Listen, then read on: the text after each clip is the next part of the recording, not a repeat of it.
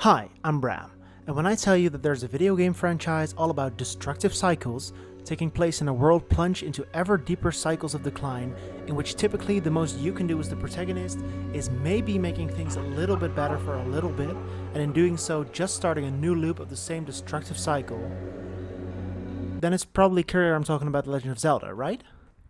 Alright, so maybe you actually did know that that's where I was going, because you saw the title and the thumbnail, but let's just pretend you didn't and I totally got you with that misdirect, okay? But in all seriousness, people don't usually associate such heavy themes with the Nintendo series in which this elvish-looking Peter Pan motherfucker beats the pigman and saves the princess. However, not only am I going to read such themes into these games, I'm actually going to argue that that is intentional on the part of the creator. That's right, none of my usual death of the author of the work speaks for itself bullshit this time. Now let's talk about...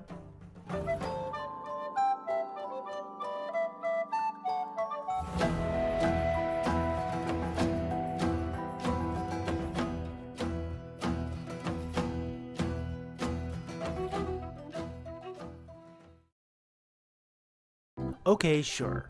Most of the individual games in this franchise seem to have a story that's both pretty standard and pretty optimistic. There's the presumably good status quo of a kingdom of Hyrule, ruled by its just monarch, and we'll get back to that, don't worry. The peace being disturbed by some villain, usually Ganondorf or some other evil magical entity, the villain being defeated by the hero Link, and the status quo being restored. Pretty simple, uncomplicated story about good triumphing over evil. However, viewing the series as a whole, as well as some titles in isolation, we start to get a very different picture, which unfortunately means that I'm gonna have to defend...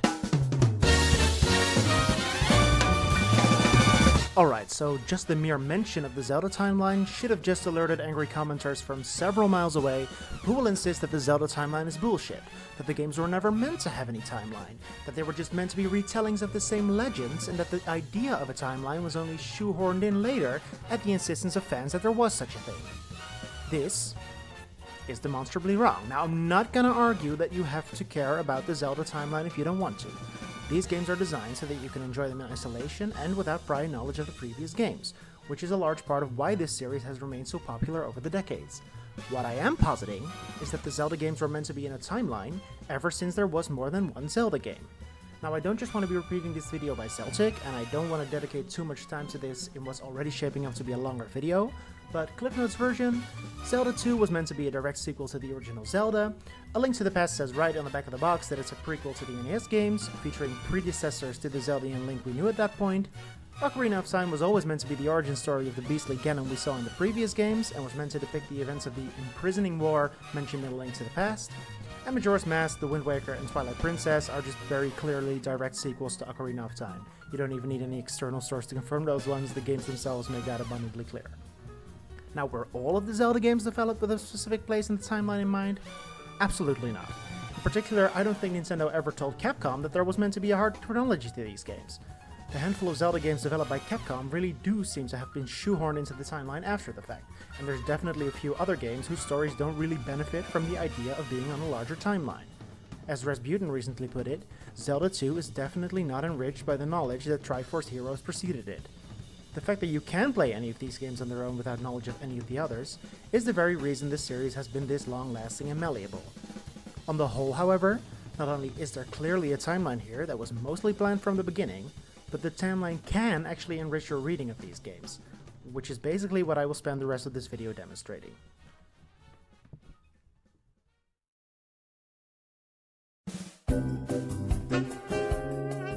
Perhaps the best way to demonstrate the importance of the timeline for our purposes is to demonstrate what we can discern about the series' politics when we do not take the larger timeline into account.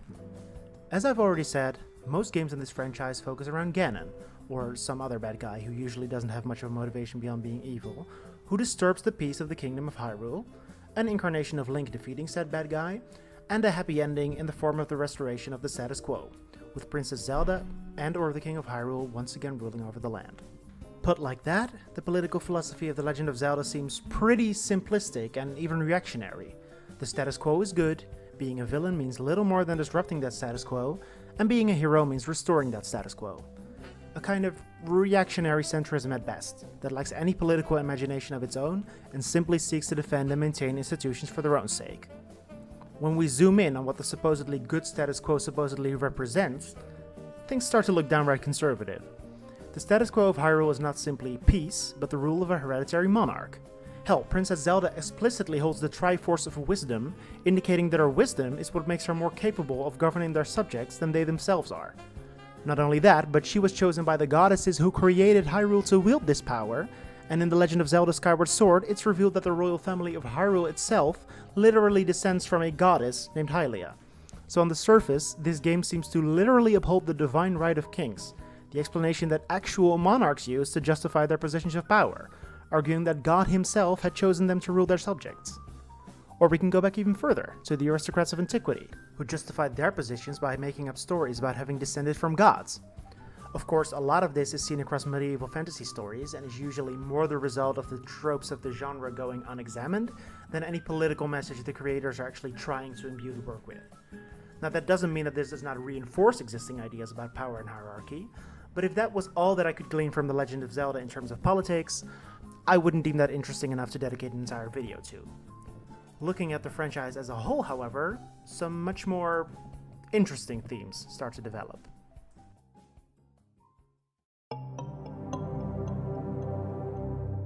Viewing the Zelda series as what it actually is, a series, we can look beyond the story of any one game and see what this perpetual struggle against evil actually gets us. Every time the hero vanquishes or imprisons Ganon, he inevitably returns. Let's take perhaps the most well-known Zelda game, Ocarina of Time, as an example, as it seems most illustrative. Some necessary background information: after Link defeats Ganon at the end of this game, Zelda sends him back in time to re-experience the childhood he never got to experience, splitting the timeline in two. The timeline we just played through, continuing on after the defeat of Ganon, and a new timeline, in which Child Link manages to warn the king about Ganondorf before he could take over. There is also a third timeline split, which follows from the scenario in which Link loses his battle against Ganon. And yeah, I do agree that that feels like a band-aid solution to make the timeline make sense again. Again, I never said it was perfect. Nevertheless, this gives us three distinct scenarios to compare. Let's start by examining the ending that follows on directly from the events of Ocarina of Time.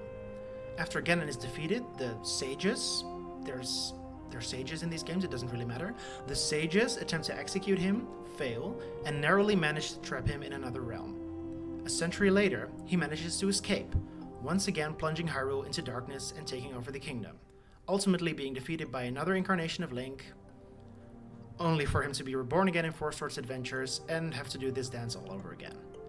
The kingdom itself, by that time, also seems to have withered and thinned out quite a bit, perhaps as a result of this repeating destructive cycle.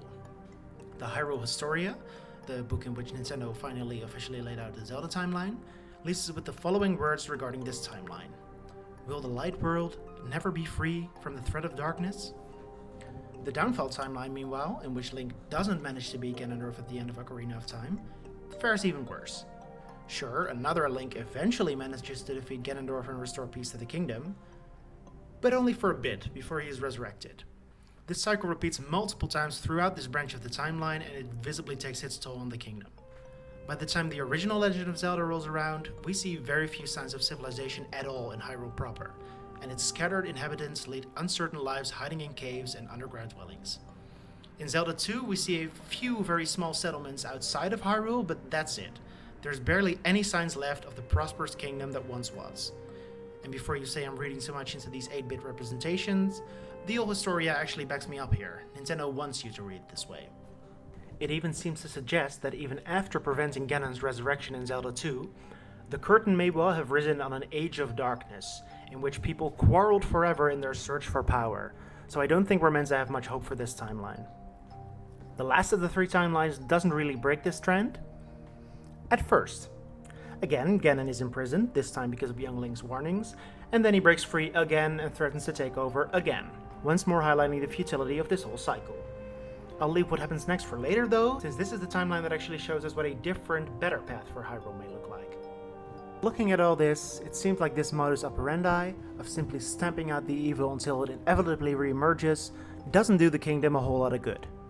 At best, it buys the people about a century of peace, but on a long enough timescale, it merely serves to slowly tear the kingdom apart. This is perhaps best illustrated by the two most recent games in the series, which take place at least 10,000 years after any previous game, although it's still unconfirmed which of the 3 timelines they take place in. Breath of the Wild, the first of these games, shows a far future Hyrule that has been all but destroyed by the latest version of Ganon. Not only that, but this destruction of Hyrule is caused directly by trying to adhere to tradition. The King of Hyrule tries to follow the same formula that lasted Ganon's defeat 10,000 years ago, which includes digging up and using these ancient automatons. This spectacularly backfires when Ganon takes control of them and uses these very machines to obliterate most of Hyrule. And Tears of the Kingdom, the second game in this far future series, even seems to imply that after all of the previous Zelda games, the Kingdom of Hyrule itself ceased to exist at some point and had to be re-established, with Ganon turning up again almost immediately after Hyrule and its royal family had been refounded. In The Legend of Zelda Skyward Sword, which serves as sort of the origin story for this whole series, we learn why this cycle is seemingly doomed to repeat itself. In this game, you don't battle Ganon, but instead Demise, the Demon King, which is a title that Ganon has also held throughout the series. After you beat him at the end of the game, he places a curse on both Link and Zelda. As long as those with the blood of the goddess, i.e. the royal family of Hyrule, exist, his evil will reincarnate, giving us the reason of Ganon's constant reincarnation, and so will the one with the spirit of the hero, aka Link. So there you have it. The constant restoration of the status quo is not actually an uncomplicatedly good thing. Rather, it's the very thing that makes sure Ganon keeps being reincarnated and wreaking havoc on the land and its inhabitants. In restoring the Kingdom of Hyrule and the power of its royal family, you're creating the very conditions that will once again give rise to the emergence of evil and destruction in the future. After you've heard all this, you might be thinking, so what? This is a completely fictional scenario, curses don't exist, none of this applies to our world, so why should we be overthinking any of this? You're either thinking that, or this isn't the first time you've watched one of my videos and you actually know exactly where I'm going here. Anyway, I wouldn't be so sure that this doesn't hold any relevance to us today and to our political system.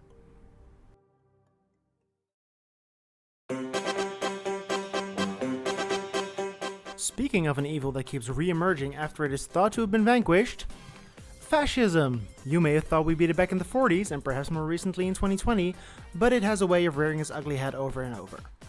To explain why, we need to look at the circumstances under which fascism tends to emerge. Fascism could be described, admittedly very reductively, as the ruling class's response to any progressive economic or social changes that threaten their position. In the 30s, one big driver of fascist support was anti-communism. Those at the top of the capitalist power structure would obviously oppose a more equitable redistribution of wealth and power that they only stand to lose from. The problem for them was that they need to convince the larger populace, who always far outnumber them, to join their side and act against their own self-interest. After all, the vast majority of people would actually stand to benefit from dismantling this large, oppressive tangle of capitalism, white supremacy, patriarchy, heteronormativity, and other oppressive structures that govern our society. This, paradoxically, is why fascism tends to thrive in times of economic downturn or uncertainty. During these times, it is easiest to stoke feelings of resentment towards certain demographics who are used as scapegoats, abusing pre-existing negative sentiments to do so. I'm certainly not claiming that fascism invented anti-Semitism or anything, neither did it invent racism or queerphobia. And when the present sort of sucks for you, it is easier for people to sell you on a rose-tinted vision of an imaginary past and convince you that we need to return to that. This way, you can turn people against the very ideas and movements that would change their situation for the better. This is why anti-Semitism in particular is often called the socialism of fools.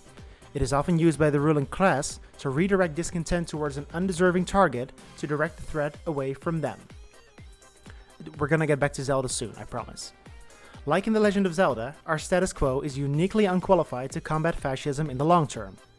Now get out your video essayist bingo cards, because I'm about to say the word neoliberalism. Neoliberalism, i.e. the currently dominant form of ideology in the world, of which market capitalism is the central tenet and more or less equated with freedom itself, is incapable of taking away the things that make fascism appealing to the masses, because it itself produces those very factors.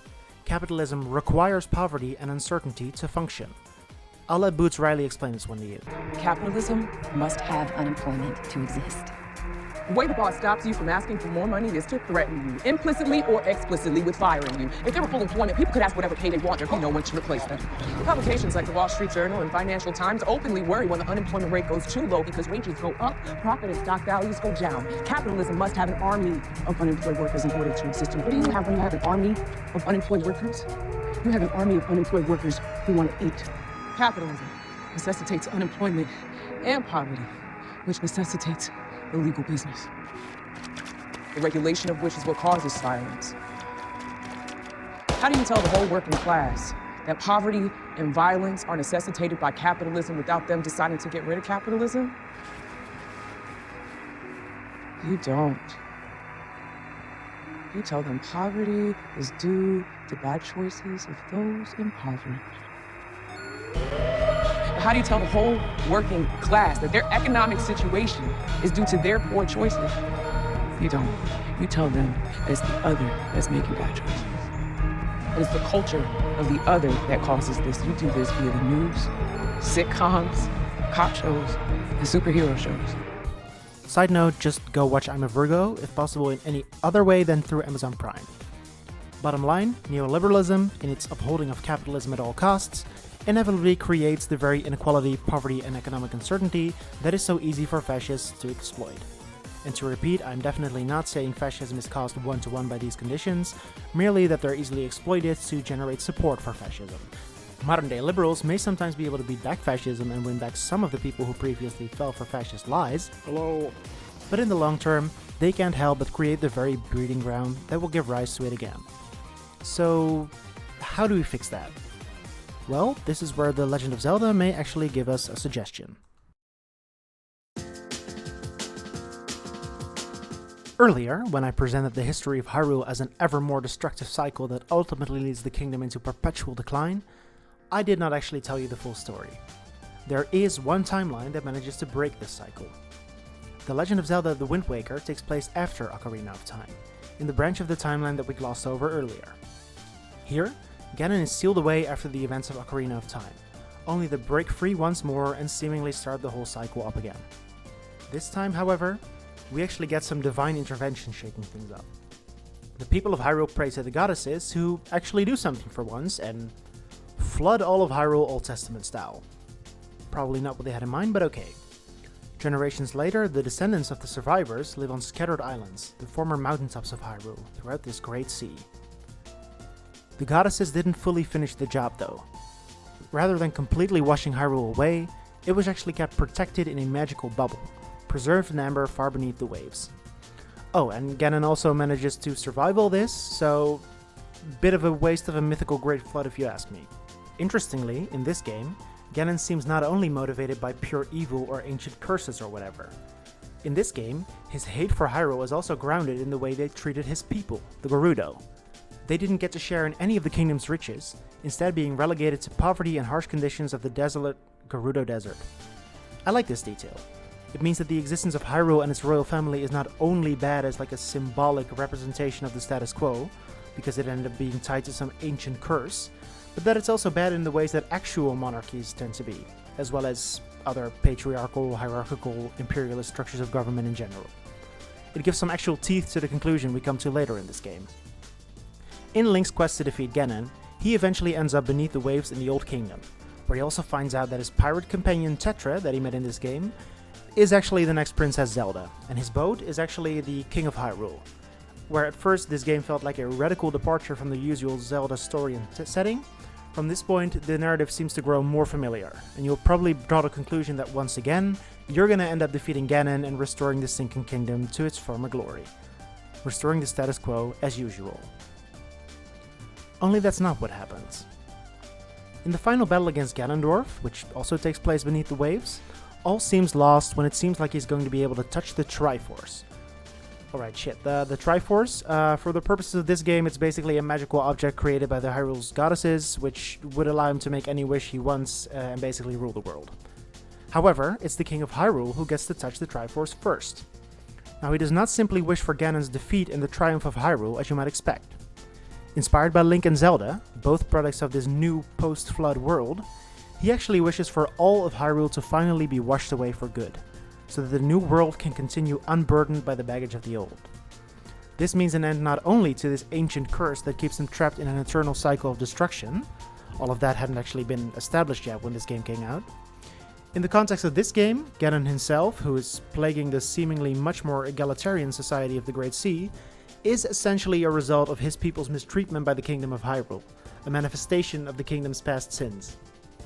Rather than trying to revive this system, the king decides it's preferable to watch it all away, Ganon and the kingdom, so that something new has a chance to emerge. And this actually seems to end up working. The Hyrule Historia describes the ending of the Wind Waker as such.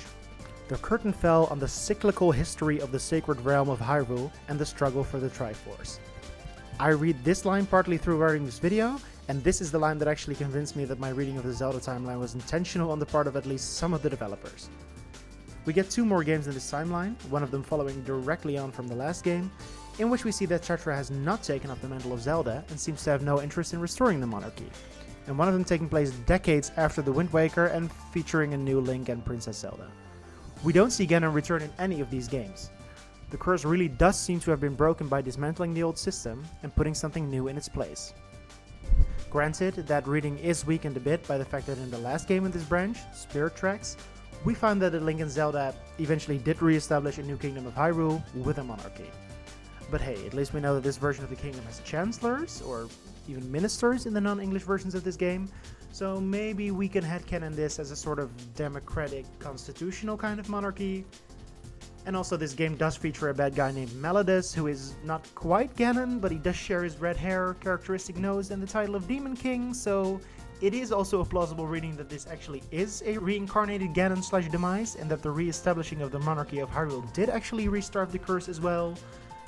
Anyway, the Hyrule Historia still describes the end of this timeline as a new path for Hyrule, so I'm fairly certain we are still meant to read the ending of the Wind Waker as having broken the whole destructive cycle. So there you have it, the political thesis of this whole series. If you happen to be living in a system that's constantly giving rise to unspeakable evil, and that's inherently incapable of remedying that fact, it may be best to throw the whole thing out and start something radically different. I've been Bram, thank you for watching.